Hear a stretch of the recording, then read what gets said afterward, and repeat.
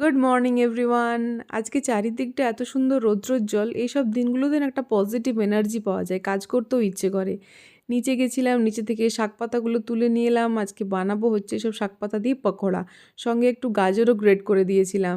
একটা mix veg pakora টাইপের বানালাম। আমি যদিও ডায়েট ফ্রিক, আমি এসব খাই না, আমি ফলাহার করেছিলাম, মানে ব্রেকফাস্টে ফল খেয়েছিলাম, কিন্তু পকোড়াও এক দু পিস খেয়েছিলাম।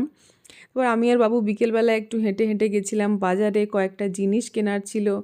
জিনিস টিনিস কিনে বাজার থেকে ফিরে এসে বাবুকে বিকেলের খাবারটা দিয়ে দিলাম, ও খেলো। আর আজকে বাড়িতে পিসুমণিরা এসছিল, দুই পিসুমণি এক দাদা এসছিল, তাই ওদের সঙ্গে সবার সাথে গল্প আড্ডা সমস্ত কিছু করে রাত্রেবেলা আমার নিচের পোষ্যগুলির জন্য এখন খাবার মাখছি, ওদেরকে খাবার দিতে যাব।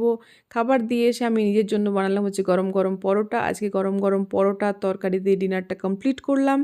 তারপরে রান্নাঘর টান্নাঘর পরিষ্কার করলাম। তো এটাই ছিল আমার আজকের মিনি ব্লগ। দেখা